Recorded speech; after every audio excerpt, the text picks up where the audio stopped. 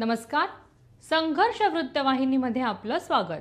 घेऊया ठाणे आणि आसपासच्या परिसरामधील घडणाऱ्या महत्त्वाच्या घडामोडींचा आढावा. निर्मल आशा फाउंडेशन, पर्यावरण दक्षता मंडळ आणि दिव्यांग कला केंद्राच्या संयुक्त विद्यमाने दिव्यांग कला केंद्रात गणपती बनवण्याच्या कार्यशाळेचे आयोजन केले होते. या कार्यशाळेत तब्बल 12 ते 13 विद्यार्थ्यांनी उत्स्फूर्त सहभाग घेत गणपती बाप्पाची विविध रूपं घडवली. लाडक्या बाप्पांचे अवघ्या काही दिवसानंतर आगमन होणार आहे. गणेशोत्सव पर्यावरणपूरक साजरा करण्यासाठी प्रशासन आणि सामाजिक संस्था यांच्या वतीने पुढाकार घेऊन नागरिकांना आवाहन करण्यात येत आहे. इतकेच नाही तर स्वतःचा बाप्पा स्वतः बनवा असे आवाहन करून पर्यावरणपूरक गणपती कार्यशाळेचे आयोजन देखील करण्यात येतं. हाच आनंद विशेष मुलांना मिळावा यासाठी या कार्यशाळेचे आयोजन केलं होतं. लहान मुलांना लाडक्या गणपती बाप्पाचे प्रचंड आकर्षण असते, त्यामुळे आपला बाप्पा स्वतःच्या हाताने घडवण्यासाठी या कार्यशाळेत सहभागी होणारी मुली आनंदाने सहभागी होतात. प्रशिक्षक देत असलेल्या सूचनांचे पालन करून सुबक गणपती बाप्पांच्या मूर्त्या घडवतात. मात्र दिव्यांग कला केंद्रात पहिल्यांदा गणपती बनवण्याची कार्यशाळा झाली. त्याला मुलं कसा प्रतिसाद देतात याची उत्सुकता आयोजकांना होती. मात्र सगळ्याच मुलांनी दिलेल्या सूचनेप्रमाणे अतिशय सुबक गणपतीच्या मूर्त्या बनवल्या. त्यामुळे आयोजकांनी देखील मुलांच्या कला कौशल्याचं कौतुक केलं. ज्यावेळी मुलांनी गणपतीचे आसन, उंदीर मामा, सोंड, गणपतीचे बाप्पाचे पोट, कान यांच्यासह विविध आभूषणे कशी बनवली जातात हे जाणून घेत दिलेल्या सूचनेप्रमाणे सुबक गणेश मूर्ती घडवल्या. सरतेशेवटी गणपती बाप्पा मोरया जयघोष करीत सहभागी विद्यार्थ्यांना उकडीचे मोदकाचा खाऊ देखील वाटप केला. यावेळी दिव्यांग कला केंद्राचे संचालक किरण नागती, संध्या नागती, पर्यावरण दक्षता मंडळाच्या कविता वालावलकर, निर्मल आशा फाउंडेशनचे मनीष वाघ, पल्लवी वाघ, We4Uचे सेवेकरी स्वयंसेवक सहभागी झाले होते. आहे मला गणपती खूप आवडलं बनवायला आणि खूप मजा येते आणि मूर्ती बनवायला आवडलं. मला खूप मजा आली. मला बरं वाटतं येऊन येतं. मी केंद्रात जातो, मी गणपती बनवतो आणि गणपती बाप्पा बोलूया. आपण नेहमीच इथे खरं तर ह्या मुलांसाठी शाडूच्या मातीच्या मूर्त्या बनवण्यासाठीची कार्यशाळा घेत असतो. यंदा ही कार्यशाळा घेण्यासाठी दिव्यांग कला केंद्राच्या मुलांसोबत पर्यावरण दक्षता मंडळ आणि एन्व्हायरोविजन या दोन्ही संस्था जोडल्या गेल्या आणि आपण बघतोय की मुलांच्या चेहऱ्यावरचा आनंद म्हणजे बाप्पाला साकारत असताना खरं तर ह्या मुलांच्या हातून जेव्हा बाप्पा साकारतो तर तेव्हा मला नेहमी असं वाटतं की ह्या माणसातल्या देवाकडून एक देव तयार होताना दिसतोय आणि ही भावनाच खूप वेगळी आहे. त्यांच्या चेहऱ्यावरचा आनंद तर आहेच, खुश आहेत ती मुलं सगळी, समाधान आहे. पण आम्हाला सुद्धा खूप बरं वाटतं की ज्या पद्धतीनं प्रत्येक मुलाच्या समोर आता बाप्पा साकारायला सुरुवात झाली आणि आता जेव्हा पूर्णपणे बाप्पा तयार होईल तेव्हा त्या मुलांना आम्ही तो बाप्पा त्यांच्या घरी घेऊन जायला सांगणार आहोत. नमस्कार, माझं नाव कविता वालावलकर. मी आत्ता पर्यावरण दक्षता मंडळ आणि निर्मल आशा फाउंडेशन या दोन्ही संस्थांची प्रतिनिधी म्हणून उभी आहे. आजचा जे आपला गणपतीचा वर्कशॉप आहे हे आपण ठाण्यातील प्रसिद्ध सामाजिक कार्यकर्ते किरण नागती यांच्या दिव्यांग कला केंद्रामध्ये आलेलो आहोत आणि येथील दिव्यांग विद्यार्थ्यांना आपण शाडूच्या मातीपासून गणपतीच्या मूर्ती तयार करायला सांगतोय आणि अतिशय स्तुत्य असा उपक्रम आपण सगळेजण बघताय. त्या मुलांच्या चेहऱ्यावरचा आनंद बघताय. खरं तर पर्यावरण दक्षता मंडळ ही एक सामाजिक संस्था आहे. ठाणे परिसरामध्ये गेली 26 वर्ष काम करते आहे आणि त्यातला एक महत्त्वाचा विषय म्हणजेच पर्यावरणपूरक उत्सव साजरे करणे आणि या निमित्ताने आपण इथे पर्यावरणपूरक उत्सव साजरा करण्यासाठी म्हणून आलेलो आहोत. आता गणपती उत्सव येऊ घातलेला आहे तर शाडू मातीपासून आपण गणेश मूर्ती बनवणं असं आपण या मुलांना शिकवतो आहोत आणि इथे बघताय तुम्ही मुलं छान आनंदाने आपला बाप्पा जो आहे हा आपल्या हाताने घडवता आहे. त्यामुळे एक सकारात्मकता मुलांमध्ये दिसते आहे. सर्व नागरिकांना आवाहन करण्यात येत आहे की सध्या डासांमार्फत पसरणाऱ्या डेंग्यू या आजाराचा प्रसार रोखण्यासाठी प्रत्येकाने पुढील प्रमाणे कार्यवाही करावी. डेंग्यू आजार एडिस इजिप्ती हा डास चावल्याने होतो. या डासांची पैदास साचलेल्या किंवा साचवलेल्या स्वच्छ पाण्यामध्ये होते. 8 दिवसांपेक्षा जास्त दिवस पाणी उघडे व साचून राहिल्यास त्यात डास अंडी घालतात. अंड्यांच्या अळ्या तयार होऊन पुढे डास तयार होतात. यासाठी आपल्या घरातील पाणी साठे उदाहरणार्थ बॅरल्स, पिंपे, टाक्या, हौद, रांजणे इत्यादी दर आठवड्याला रिकामे करून घासून पुसून कोरडे करून पुन्हा भरावे. एक दिवस कोरडा दिवस म्हणून पाळावा. पाणी साठ्यांना घट्ट झाकणे बसवावीत किंवा जुनी साडी, चादर, धोतर यांनी बांधून झाकून ठेवावीत, म्हणजे डास त्यात जाऊन अंडी घालणार नाहीत. घराच्या गच्चीवर, आजूबाजूला, अंगणात कोठेही पाणी साचू देऊ नये. भंगार सामान उघड्यावर टाकू नये. उदाहरणार्थ टायर्स, प्लास्टिक सामान, कुंड्या, टाकाऊ वस्तू इत्यादी. अशा सामानात पावसाचे पाणी साठून त्यात डेंग्यूच्या डासांची पैदास होते. घरातील कूलर्स, फ्रीजच्या पाठीमागील ट्रे हे देखील वेळोवेळी कोरडे करावेत. लक्षात ठेवा, नुसत्या फवारणीने डास घनता कमी होत नाही, तर त्यासाठी डास पैदास ठिकाणे नष्ट करणे ही आपल्या सर्वांची जबाबदारी आहे. कोणताही ताप अंगावर न काढता जवळच्या शासकीय रुग्णालयात मोफत औषधोपचार घ्या. अशा प्रकारे नागरिकांनी सहकार्य केल्यास डेंग्यूचा प्रसार रोखणे सहज शक्य आहे.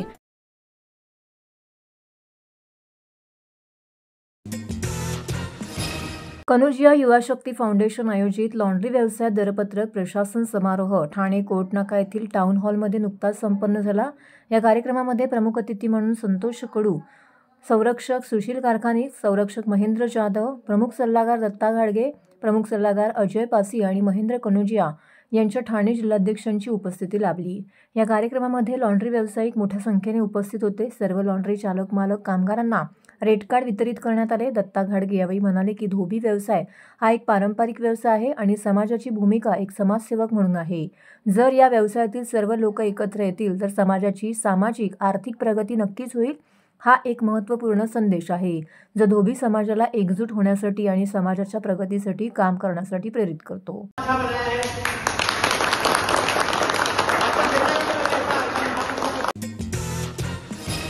कोपरी पाचपाकडी विधानसभा संघटिका ठाणे महानगरपालिकेच्या माजी नगरसेविका मालती पाटील यांचा वाढदिवस ठाणे शहरात विविध सामाजिक, सांस्कृतिक आणि सेवाभावी उपक्रमांनी उत्साहात संपन्न झाला. याप्रसंगी ठाणे सिंधी समाज कोपरी यांच्या वतीने गुरुभगत कौबरराम मार्ग या नामफलकाचं अनावरण मान्यवरांच्या हस्ते करण्यात आलं. त्यानंतर स्वरगंध संगीत मैफिल आणि सप्तक स्टुडिओ यांच्या संयोजनात हिंदी व मराठी गाण्याचा रंगतदार कराओके शो आयोजित करण्यात आला होता. वाढदिवसानिमित्त मालतीताईंचं औक्षण करून केक कापण्यात आला. यावेळी उपस्थित मान्यवरांनी त्यांना शुभेच्छा दिल्या. यावेळी माजी आमदार रवींद्र फाटक, माजी नगरसेवक नारायण पवार, उपशहर प्रमुख प्रकाश कोटवाणी, कोपरी विभाग संघटक रमाकांत पाटील, विभाग प्रमुख प्रशांत पाटील, संतोष बोडके, महिला विभाग समन्वयक यमुना म्हात्रे, महिला विभाग प्रमुख निर्मला काळे, मनीषा शिंदे, समस्त शिवसैनिक, युवा सैनिक, महिला आघाडी सदस्य आणि परिसरातील नागरिक या विशेष प्रसंगी लोकनेते रमाकांत दादा पाटील यांनी सर्व उपस्थितांचे मनपूर्वक आभार मानले. मालतीताईंना उदंड आयुष्य आणि यशस्वी सार्वजनिक वाटचालींसाठी सर्व स्तरातून शुभेच्छांचा वर्षाव देखील करण्यात आला.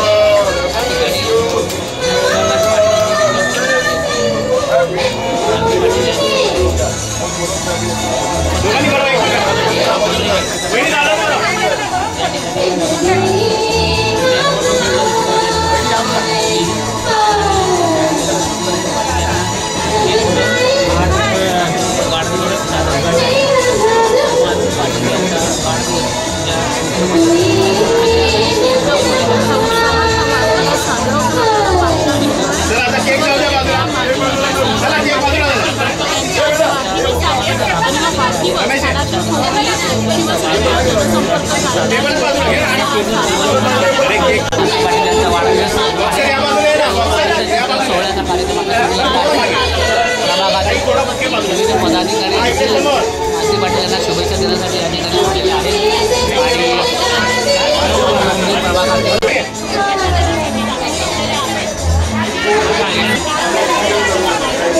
या ठिकाणी महिला मोठ्या प्रमाणामध्ये मालती पाटीलांना शुभेच्छा देण्यासाठी येत आहे. मालती पाटील यांच्या माध्यमातून महिलांसाठी उपक्रम प्रभागामध्ये राबवले जातात आणि यामुळे मालती महिलांसाठी अतिशय जवळच्या मानल्या जातात. कोपरी प्रभागामध्ये मालती पाटील यांच्या छत्रपती शिवाजी महाराज, आई तुळजाभवानी आणि आई एकविरीला वंदन करून आज आदरणीय आमच्या लाडक्या नगरसेविका मालतीताई पाटील यांना वाढदिवसाच्या स्वरगंध महफिलतर्फे अष्टगंधित स्नेहगंधित पुष्पगंधित लाख लाख कोटी कोटी शुभेच्छा। मालतीताई अब 6000 साल वो साल के दिन हो 50,000 14 टाळे झाला पाहिजे, 14 टाळे झाला पाहिजे।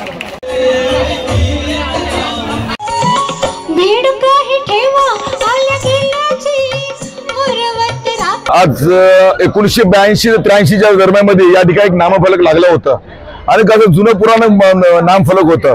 संत तुकाराम महाराज हे या सिंधी समाजाचे एक श्रद्धास्थान आशास्थान होतं। त्याच्या आयुष्यामध्ये त्यांनी अनेक प्रकारचे कष्ट करून भजन कीर्तन करून त्यांची जेवढी संपत्ती होती सर्व संपत्ती गोरगरिबांसाठी वाटून दिलेली आहे। त्याचप्रमाणे ही जी गोष्ट हे असे संत होते की ज्यांनी आपलं पूर्ण आयुष्य हे लोकसेवेसाठी आणि या सिंधी समाजाच्या उद्धारासाठी खर्च केला। अशा सत्पुरुषाचं या ठिकाणी नामफलक लागण्यासाठी सिंधी समाज ठाण्याच्या वतीने आमच्याकडे मागणी आली आणि लगेच त्या तुर्तता मागणीसाठी पूर्णतः नगरसेविका मालती पाटील यांच्या माध्यमातून आणि या महाराष्ट्राचे उपमुख्यमंत्री एकनाथजी शिंदे साहेब, त्याचप्रमाणे खासदार आपले नरेशजी मस्के साहेब आणि आमचे या ठिकाणी उपविभाग प्रमुख प्रकाशजी कोटवानी यांच्या सर्वांचे उपशहर प्रमुख प्रकाशजी कोटवानी यांच्या सर्वांच्या सहकार्याने आज या ठिकाणी अतिभव्य दिव्य असं हे नामफलक लागलेलं आहे। मी पुन्हा एकदा नगरसेविका मालती पाटील यांना वाढदिवसानिमित्त हार्दिक शुभेच्छा देईल आणि सिंधी समाजाचं असंच प्रेम आमच्यावर सदैव राहो अशी मी अपेक्षा करतो। माझे 2 शब्द म्हणतो, जय हिंद, जय महाराष्ट्र। भगत शहीद संत कवाराम साहेबांच्या आज जे नामफलकचं अनावरण झालं आहे आमची वहिनी मालती बहिणीच्या वाढदिवसानिमित्त आणि हा सिंधी समाजासाठी जाम गौरवची गोष्ट आहे की आजच्या दिवशी वाढदिवसाच्या दिवशी आज ही समाजाला चांगली भेट बहिणींनी दिलेली आहे। मी माझ्यातर्फे शिवसेना कोपरी विभागातर्फे महाराष्ट्राचे उपमुख्यमंत्री एकनाथ शिंदे साहेब, आमचे जिल्हा प्रमुख नरेश मस्के खासदार साहेब यांच्यातर्फे मी वहिनीला वाढदिवसाच्या हार्दिक शुभेच्छा। थँक्यू। वारंवार वीज पुरवठा खंडित होत असल्यामुळे उद्योजक वर्ग हैराण झाले असून आम्ही गुजरातला स्थलांतरित व्हायचे का असा प्रश्न उद्योजकांनी ठाण्यात बोलताना उपस्थित केलाय। ठाणे शहरात टिसाच्या माध्यमातून महावितरण अधिकाऱ्यांनी उद्योजकांची बैठक आयोजित करण्यात आली होती। यावेळी ठाणे, पनवेल, कल्याण, शहापूर आणि उद्योजकांनी महावितरण अधिकाऱ्यांसमोर आपल्या समस्या मांडल्या। यावेळी महावितरण अधिकाऱ्यांनी उद्योजकांच्या समस्या ऐकून त्यावर येत्या 2 महिन्यात तोडगा काढण्यात येईल असं आश्वासन दिलं। ठाणे शहरातील वागळे स्ट्रीट परिसरात हा औद्योगिक क्षेत्र म्हणून ओळखला जातो। या ठिकाणी लघु आणि मध्यम उद्योगांसह मोठ्या प्रमाणामध्ये IT पार्क देखील आहेत। गेल्या काही वर्षांपासून या भागात वारंवार वीज पुरवठा खंडित होत असल्याची माहिती समोर येत आहे। यामुळे उद्योजक समूहामध्ये प्रचंड नाराजी पसरली असून त्यांच्यामधून महावितरणाच्या कारभारावरती संताप व्यक्त केला जातोय। ठाणे शहरातील औद्योगिक वसाहतींमधील उद्योजकांच्या समस्या तसेच वागळे स्टेट MIDC भागात वारंवार होणाऱ्या वीज खंडितेच्या समस्यांवरती उपाययोजना करण्यासाठी Thane small scale industries association येथे महावितरण अधिकारी आणि उद्योजक यांची बैठक आयोजित करण्यात आली होती। या बैठकीत भांडूप अर्बन झोनचे मुख्य अभियंता संजय पाटील यांनी उद्योजकांशी संवाद साधला। या औद्योगिक क्षेत्रामध्ये वीज पुरवठ्याच्या तुलनेने विजेची मागणी आणि भार वाढला आहे, त्यामुळे या भागात वारंवार वीज पुरवठा खंडित होत आहे। याचा फटका उद्योजकांना बसत असून ते हैराण झाले असल्याची खंत यावेळी अध्यक्ष संदीप पारिक यांनी व्यक्त केली आहे। इक्विपमेंट म्हणजे बघितलं जातं की ते जर काही त्याला ऑपरेशनला जर वेळ लागला किंवा काही झालं तर नुकसान फार मोठ्या प्रमाणात होत जातं। कुठल्या पिरियडवरती फ्लक्च्युएशन रिपोर्टिंग झालेलं आहे नाही झालेलं, मग इथंच मोठा गॅप आहे ना, म्हणजे ते प्रॉब्लेम फेस करतात आपल्याला माहिती नाही आली। लास्ट 15 डेज हा प्रॉब्लेम चालू आहे आणि आम्ही NSCDC ला कॉल केलेले आहे। आपण जर power class A power quality meter बद्दल जर बोलतोय, आता माझ्याकडे एसटी कंझ्युमर आहे मी, तर class A power quality meter कुठं लावला जाईल? आपल्या मीटर नंतर त्याच्या एसटी साइडला बिफोर ट्रान्सफॉर्मरच लावायचं आहे, पॉवर क्वालिटी मीटर तिथेच लावायचं म्हणजे इन्स्टेड ऑफ ते लावायची जबाबदारी महावितरणची आहे। महावितरण ऍट आवर कॉस्ट लावणार, त्याच्यासाठी तुम्ही 1 रुपये पैसे खर्च करायचे नाही। पॉवर क्वालिटी मीटर लावायची जबाबदारी कंझ्युमरची आहे, ती ऍज पर MARC रेग्युलेशन त्याच्याप्रमाणे त्याची जी काही कॉस्ट असेल ती तुम्ही बेअर करायची। ती जर तुम्ही नाही केली सप्टेंबर पर्यंत नॉन कम्प्लायन्स राहिला तर MARCने महावितरणला डायरेक्ट केली की तुम्ही लावा आणि त्याची कॉस्ट रिकव्हर करा, म्हणजे we are force to, we do not have any interest. आता त्याचं का आहे आणि ते पण सांगतो। सी 2 गोष्टी आहेत की पॉवर क्वालिटीच्या याच्यामध्ये जसं रेग्युलेशन आलेले MARC is very keen on that. Now आमच्यावरती बंधन आहे की आम्ही क्वालिटी पॉवर सप्लाय केलं पाहिजे। पॉवर क्वालिटीमध्ये तुमच्या harmonics is major issue, distortion जे येतं किंवा फ्लक्च्युएशनचे जे आपण प्रॉब्लेम सफर करतो, तर ते मॉनिटरिंग आता एमएआरसी सुद्धा हा जो काही पॉवर क्वालिटी मीटरचा डेटा आहे एमएआरसीच्या पोर्टलला डायरेक्टली रिपोर्ट होतो. आता त्याच्यात काय असतं की जे आमच्या एंडले आहे म्हणजे EHV कडून जे आमच्याकडे पॉवर येते that power must be in. There should not be any harmonics and this thing. ते जे काही रिएक्टर्स आहेत किंवा फिल्टर्स आहेत ते सबस्टेशन एंडला आम्हाला मेंटेन करायचे. आता काय होतं की कंझ्युमरचे लोड सुद्धा आहेत, फाउंड्रीज आहेत, काही प्रिंटिंग टेक्नॉलॉजीचे कंझ्युमर्स असतात किंवा काही व्हेरिएबल फ्रिक्वेन्सी ड्राईव्हचे काही कंझ्युमर्स असतात की ज्याच्यामध्ये हार्मोनिक्स तयार होतात. हे हार्मोनिक्स काय होतात की नेबरिंग कंझ्युमरला अफेक्ट करतात. म्हणजे बऱ्याच वेळेला आपण बघितले की बाजूच्या प्लॉटमध्ये वेल्डिंग चालू असेल की आपल्याला अफेक्ट होतं. So it is consumers responsibility also की तुमचा लोड जो आहे त्याचं जे काही इलेक्ट्रिकल पोल्युशन आहे ते ग्रीडमध्ये येतं का.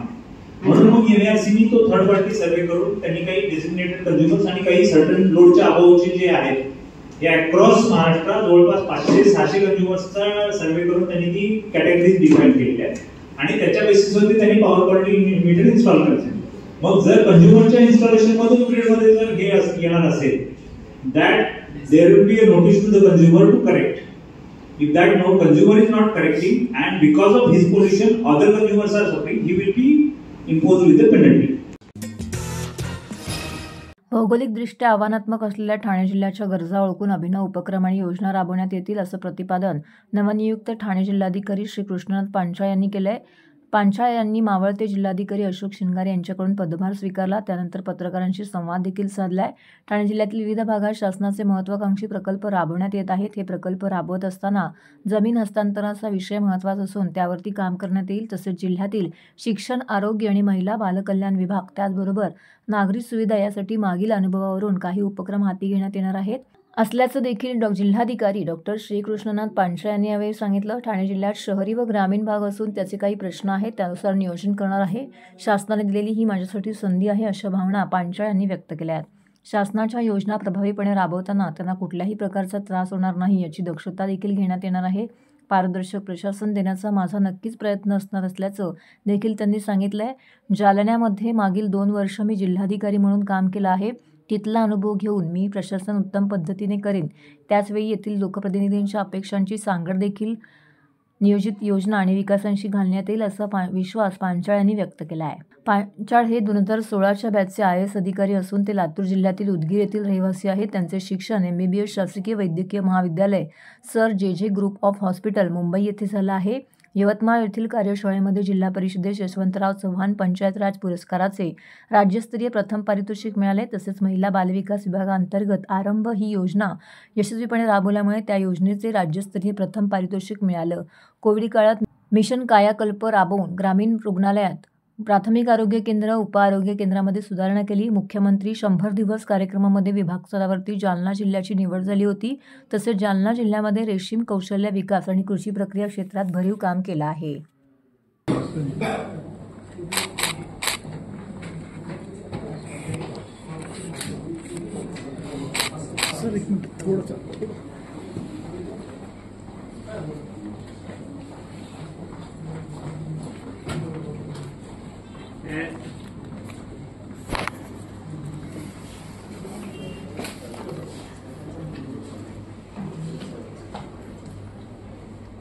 बरोबर मिस केलं तुम्हाला बाहेर सर.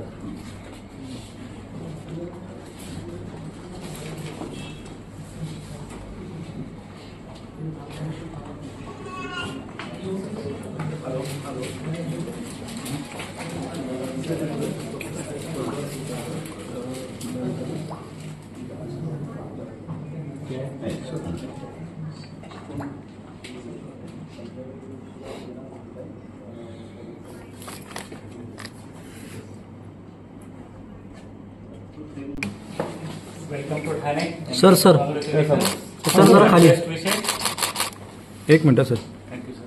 सर इकडे सर सर एक मिनट.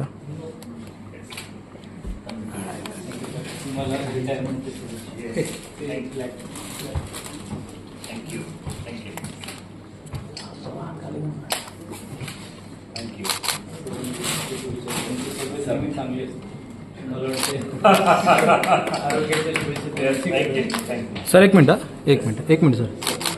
सर जरा सर्वप्रथम पत्रकार बांधवांचे सगळ्यांचे धन्यवाद.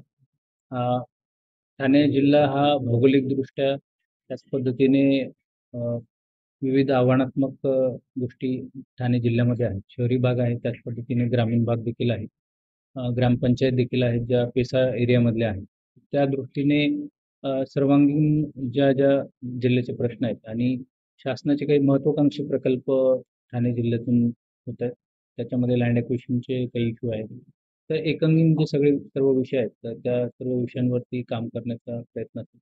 त्याच पद्धतीनं ज्या इथल्या गरजा असतील तर त्यानुसार काही नवीन उपक्रम हाती घेणे आणि नवीन उपक्रम हाती घेऊन त्याचे नाविन्यपूर्ण उपक्रम जिल्ह्यामध्ये करणे हाही माझा प्रयत्न. मुख्यत्वे आरोग्य आहे, शिक्षण आहे, ICDS आहे आणि त्याच पद्धतीनं सिव्हिक कम्युनिटीज ज्या आहेत त्या दृष्टीनं मागचा जो माझा अनुभव आहे त्यावर आधारित काही उपक्रम नक्की मी हातामध्ये घेईन आणि इथल्या गरजा ज्या आहेत मुख्यत्वे जसं नागरिकांच्या गरजा असतील, आपण जे प्रश्न मांडतात त्यानुसार इथल्या ज्या निकड आणि आवश्यकता जास्त वाटतात त्यानुसार नक्कीच उपक्रम हाती घेण्यात येतील आणि तसे प्रयत्न मी करेन. तर मी सुरुवातीला सांगितलं जेवढी आता आज माझा पहिला दिवस आहे आणि जी माहिती आहे त्यानुसार आपल्याकडे डायव्हर्सिटी जास्ती आहे ठाण्यामध्ये. अर्बन भाग आहे, कंजेस्टेड काही एरियाज असतील, काही ग्रामीण भागांमध्ये जे प्रश्न असतील तर त्या अनुषंगानं जे विविध प्रश्न त्या भागानुसार आहेत तर त्या पद्धतीनं नियोजन करण्याचा नक्कीच प्रयत्न करेल. ही शासनानं मला दिलेली संधी आहे, त्याच्या पद्धतीनं जी जबाबदारी आहे तर ती जबाबदारी पार पाडण्याकरिता सर्वतोपरी मी प्रयत्न करेन आणि नागरिकांकरिता काही उपाययोजना ज्या आहेत तर त्या ज्या शासनाच्या योजना आहेत त्या प्रभावीपणे अंमलबजावणी करणे. कुठेही नागरिकांना त्रास होणार नाही. प्रशासनाच्या ज्या योजना असतील किंवा प्रशासनामध्ये जे काम पडतं तर एक अप्रोचेबल प्रशासन, पारदर्शक प्रशासन हे देण्याचं नाव आहे. तर हे होतं संघर्ष वृत्तवाहिनीचं आजचं बातमीपत्र. उद्या पुन्हा भेटू याच वेळी याच ठिकाणी ताज्या घडामोडींसह. तोपर्यंत नमस्कार.